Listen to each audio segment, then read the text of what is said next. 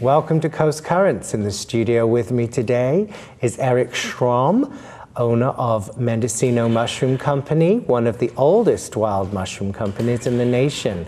Eric, it's a pleasure to have you with us. It's wonderful to be here. It's the first time you've probably had a fungi here. Yes, that's true. If I'm going to be polite, there's some that could qualify. Yeah, I've been called worse. All right. So talking of fungi, how did you become involved in the world of mushrooms? It's been a long road for about 30 years. And I started as a forest patrolman, first for the feds up in the Siskiyou County Forest. And then I transferred over to the state and came down here and worked on Jackson State Forest. And so as a forest patrolman here, I was spending day after day in the forest, and I was noticing all these mushrooms growing alongside the road. Mm-hmm. And I ate two already, the bletus and a morel mushroom that I learned to pick in the mountains. So here I learned to pick the chanterelles and several other types of mushrooms. And as one thing leads to another, first I had more than I could eat, and then I had more than my parents could eat and my friends could eat. And it ended up one day that I had this box full of mushrooms, and here I was, a state forest patrolman, a peace officer, in my off time, and I, scared to death, walked to the back of Cafe Beaujolais restaurant, knocked on the back door, and Chris Kumpf, the owner, opened the door, and I very timidly said, would you be interested in buying these chanterelles? And he said, oh my God, yes. He says, can you get me more? And that was an amazing moment, because in that instant, Mendocino Mushrooms was born. And I slowly built up where I covered all the local restaurants, and then after a while I had to start sending them out of the area. So I sent them to San Francisco, and I currently ship nationwide, and when the conditions are right, I actually ship to Europe and Japan. Really? So it's an international endeavor. It can be. It's a world market, and so there's times when the mushrooms are cheaper from other areas. And so when the price is right and with all the freight involved, I can get them out of here. I do. It's funny, a lot of people don't understand the world market, but say chanterelle mushrooms in '05, we have the figures for, the world consumption was 420 million pounds. Wow. And my biggest bugaboo is the people that I compete with most, believe it or not, is Spain and Portugal and South Africa. When I call New York City to sell mushrooms there, they tell me, well, I can get them from Spain and Portugal for this price. Can you match that price? And of course, their labor costs are much less than ours. Right. So it's been a very interesting ride, and it's been a beautiful thing to learn to work with the forest and the mushrooms. And what makes Mendocino County so special with regards to mushrooms? Well, Mendocino County is unique because we have different kinds of flora and fauna. We have so many different aspects of the coastal area, and then the start of the mountain areas, and then inland areas. And many of the mushrooms that we pick have a symbiotic relation with a tree. Mm-hmm. So when we go looking for mushrooms, we don't look for mushrooms, we look for trees. And if you find the right tree and the right microclimate, you will find the mushroom that you're looking for. So like a chanterelle mushroom grows with the fir tree. So when we don't look for chanterelles, we look for fir trees. The bletus, or locally they call them gamboni, the only place in the world it's called a gamboni. It's a cep in France, it's a Steinpilze in Germany, and it's a porcini in Italy. But it grows with a bull pine or bishop pine tree.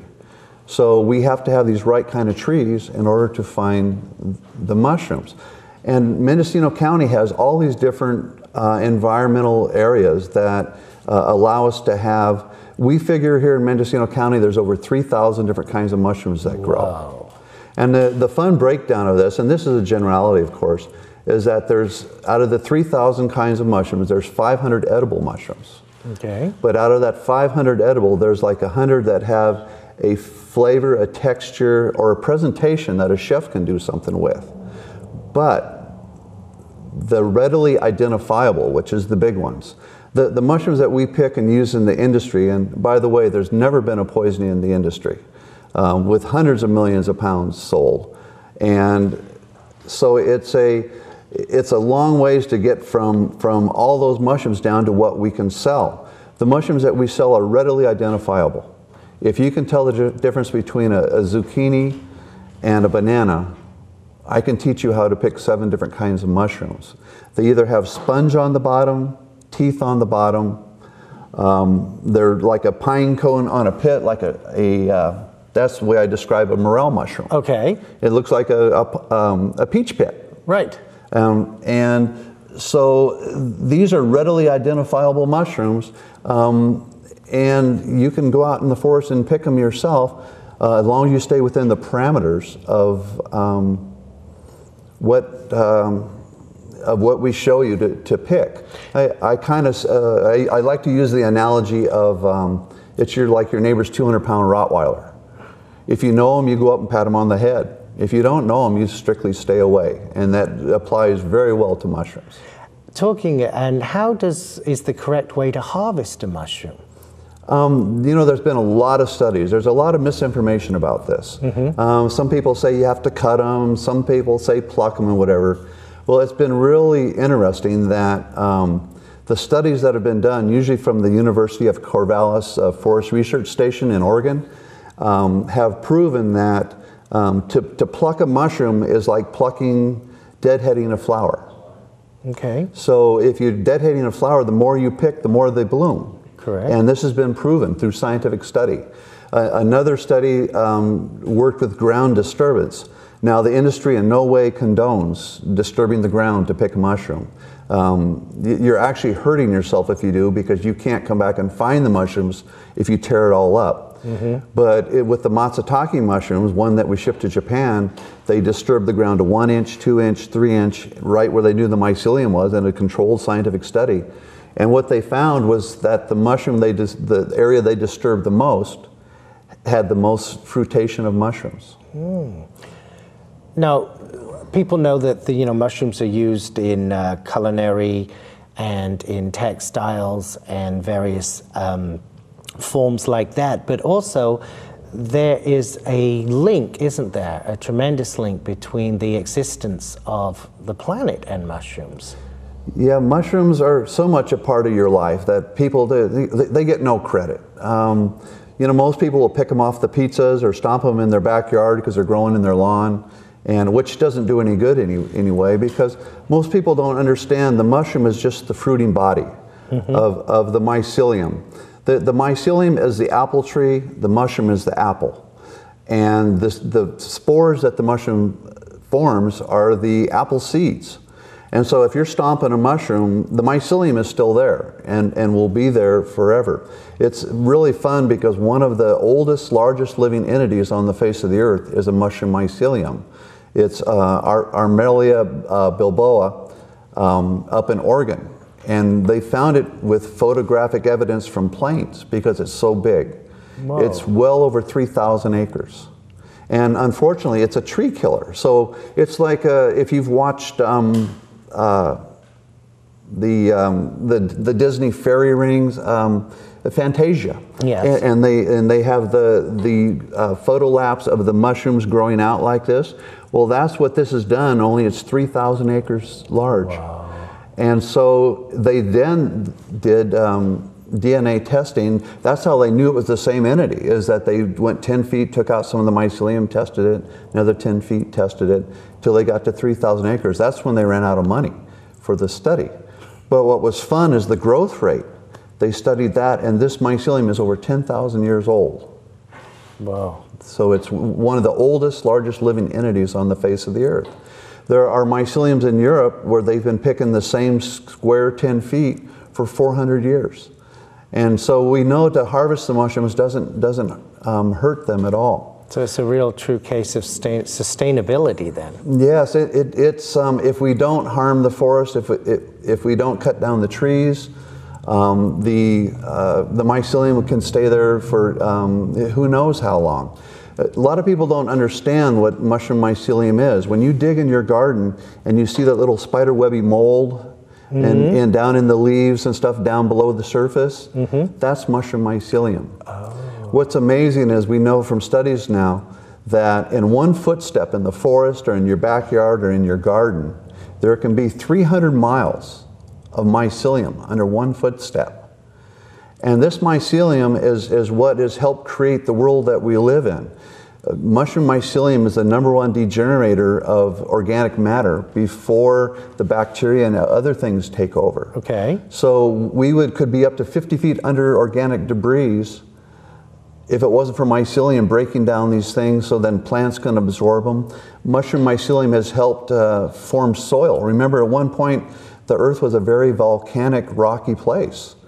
And the mushroom mycelium has, because it takes these little spider webs through the cracks in the rock and expand them and break it down and actually create soil. So they're tied so much into every portion of life that exists, and they don't get any credit for it. Now, you told me a story earlier about this mushroom. Yeah, this is a real interesting mushroom. This is a conch mushroom, one of many different kinds of conchs that grows on the side of a tree. And one of the interesting things about the conchs is they're very hard when they dry, and yet they are they're very stiff and hard. The early man, when we first crawled out of the caves and first got fire, would take 2 conchs like this and carve them out and make a clamshell. And from this clamshell, then, they could move their embers from camp to camp. There are still tribes up in the Pacific Northwest that move their fire like this. And it's an amazing thing that a mushroom was one of the first tools used by man. We've used mushrooms medicinally, religiously, for culinary, and we're breaking into the world now of, with the ecological world of bioremediation, where we're using them scientifically to help break down toxins in the soil and oil, and it's an amazing process that mushrooms are going to help us heal the earth. That's wonderful. And we're seeing some of that already taking place in a local facility that we have on the coast here, at the former mill site, correct, in Fort Bragg? Yeah, this is one of the pioneers in this aspect was Paul Stamets. His company is Fungi Perfecti, and he has been on the forefront of finding different myceliums to break down different kinds of toxins and petroleum waste and what have you. It's kind of, I get a little mad at him because he's mean to mushrooms. Because the process that they find these myceliums that will degenerate these toxic things. And what's amazing is he donated, I believe, like $10,000 worth of mycelium to bioremediate the straw booms that they use to soak up the oil spill in the bay. Okay. Yeah. And so this mycelium will break down the straw and the oil and turn it back into natural products. And you could actually even eat the mushrooms. Afterwards. Yeah, I wouldn't, but you could. You could. You touched on medicinal uses of mushrooms. Could you illustrate that a little bit for our audience? Yeah, you know, it's been fun for me in the last 30 years to see Western science start to prove what Asian medicine people have known for thousands of years. That in Japan and in China and all over Asia, they have used mushrooms medicinally to help bolster the human. Most mushrooms, they have different qualities. Every mushroom has a different quality, but are T-cell boosters. And this happens because mushrooms and humans have a lot more in common than most people think. Mushrooms breathe air, and believe it or not, a lot of people don't understand, when it rains too much, we don't get that many mushrooms because the ground is so saturated that the mycelium can't breathe and it goes dormant. Oh. So if you have the right kind of mushroom, we have all these different aspects that are common with humans. They breathe air, they use water, they digest things, they have a defense system. And what the Asian, I guess you would call them doctors, have found out is that some of these defense systems the mushrooms have coincide with the defense system that humans have. Really? And so there is many, shiitake, I take a product called trimycogen. That is the reishi, shiitake, and cordyceps mushrooms. And the Asians have used cordyceps mushroom, which is a very strange little mushroom that back before they can synthesize it. It's a tiny little plume that grows on the back of a caterpillar. So you can imagine people going around trying to gather this. That 1 gram is worth like $10,000. Oh my gosh. Of natural that. But it's been a proven stamina enhancer and T-cell booster. So you know, there's so much research going on now to fight with, you know, against cancer and AIDS and all these other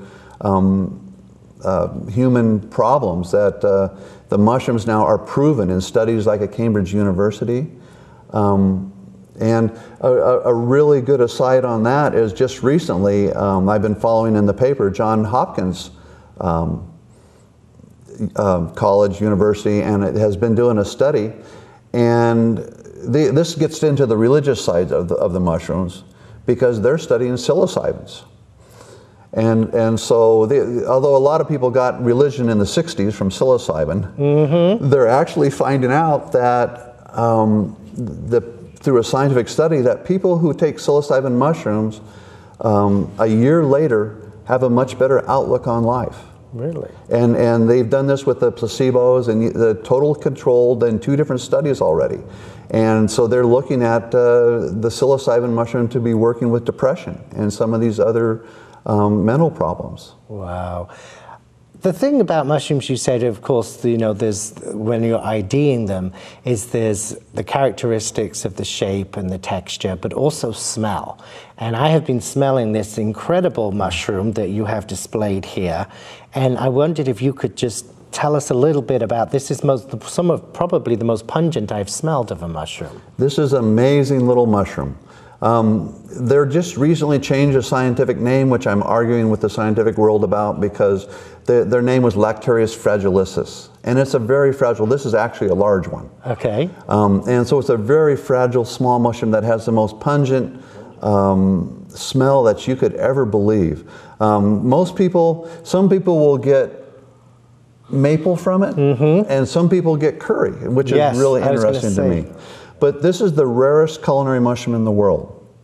That in the entire production of dried candy caps is probably like 500 pounds in the entire world. Wow. Now, to put it in comparison of the Alba truffles that come from Italy and France that sell for $3,000 a pound, there's probably about 30 to 50,000 pounds of those produced a year.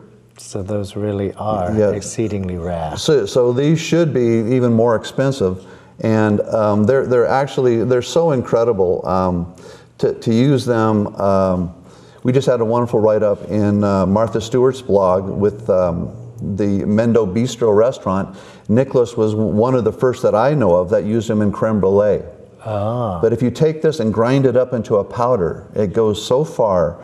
Because of the strength of the smell, it has a lot of travel, we call it. So for the price I sell them, it's really worth it because a little bit goes a long ways. Right. Now you wear many hats within the realm of mushrooms. I know that. Could you just, I mean, you do lectures, you do tours, you do education. Have we touched on most of them? Is there something we've left out so far? Well, there's, like you say, many hats. You forget half of them sometimes. You leave them hanging on a rack at home. Okay. But one of the things I've had the pleasure of doing is being instrumental in starting some of the 2 different mushroom festivals. One that we have here that I believe now is probably the world's largest mushroom festival anywhere, where the entire Mendocino County is involved for 10 days. There's no place in existence in the world that has a 10-day mushroom festival that involves an entire county. Right. And so it's been real fun to start this. One of the first articles was written about me in the 85 in the Chronicle, and I was working with Heidi Kuzak, Dickerson now. And she, I was explaining to her that I talked to all the chefs that they had this wonderful mushroom festival in Telluride, which is they're probably in their 30th year for them. I think we're in our 14th or 15th year of doing this. And so I said, everybody here wants to do it. And so it was kind of funny because Heidi went through a lot of changes in her life and moved to New York and was gone for several years and came home about 3 years later and called me up and said, Eric, we need to do a mushroom festival. And that was the start of Mendocino County's Wine and Mushroom Festival that O Magazine has just given us the wonderful acclaim of being one of the top 6 culinary events in the nation. That's wonderful. Yeah, Wonderful. It's on our wonderful chefs and what they do with the mushrooms. It's really interesting because we go out into the forest and we look for these trees and we find these mushrooms. And a lot of people don't understand. You know, they think of somebody going to pick mushrooms with this little basket traipsing through a meadow, you know, skipping. and they don't understand that we put a pack on our back and we'll walk maybe 10 miles over hill and dale, 70% slopes, pick 50 pounds of mushrooms, and then come back out again. And it's not easy to be a mushroom picker. So it's, but everything that we do doesn't add up to anything unless a chef takes them and interprets it and makes an incredible thing. One of the signature dishes here on the coast is Cafe Beaujolais' sturgeon dish. And they're doing a porcini, candy cap, and shiitake pasta sauce over sturgeon that people are coming from around the world literally to eat. That it's made it through 3 different owners. That 3 different people now have bought the Cafe Beaujolais, wanted to change the menu, and that this dish stood alone. There was such a riot when they tried to take it off that they had to leave it on there. And that again features the candy caps and this wonderful little mushroom that we get here. Well, Eric, thank you so much for taking the time to come and share just a little bit of the fascinating subject of fungi and your involvement with it. Where can our audience, would you recommend finding out more about mushrooms? You can go online to any place now on Google mushrooms, and there, you know, the web is so amazing that you can find out much about mushrooms. A book that's used around the world in many different languages is Mushrooms Demystified by David Aurora. My mom made the mistake of giving that to me for Christmas one year, and it's been downhill ever since. So Mushrooms Demystified is his big textbook that actually has a scientific key that you can key the mushrooms out. And he has a little field guide called All That the Rain Promises. But mushrooms, just to put a little disclaimer in there, again, it's like a Rottweiler. If you don't know a mushroom, you stay away. You don't eat a mushroom you don't know. That somebody that you know and trust will tell you that this is an edible mushroom. And the first couple times you pick it yourself, you want to get it identified until you get to know it. But again, it's very simple once you get to know them. Of the 100, I was telling you about the 100 mushrooms that are edible. There's about 30 of them that I ship. And these are the readily identifiable mushrooms that have an incredible array of flavor. To go from a chanterelle to a porcini to a candy cap is like going from fish to beef to chicken. The flavor world of mushrooms is absolutely amazing. And then you can take these different flavors and interpret them in different ways, and you have an incredible gamut of flavor. Then on the other hand, there's about 10 mushrooms that will make you wish that you were dead for a while. And there's probably about 3 to 5 that can kill you. There's just been a wonderful breakthrough in Europe. They have a new drug that they've actually worked with several different kinds of mushroom poisonings that has, the people have survived without liver transplants. Oh my God. So this is a big breakthrough, although we're not recommending that you eat anything that you don't know, of course. Right. But it's a big breakthrough because a lot of people have died from eating the wrong mushroom. Eric, thank you so much again for joining us in the studio, giving us a wonderful overview of the world of mushrooms. And if people wish to know more, then maybe you will come and join us in Mendocino County for our fabulous mushroom festival. And don't forget, mushrooms are a pleasure, but they can also be dangerous, so be careful.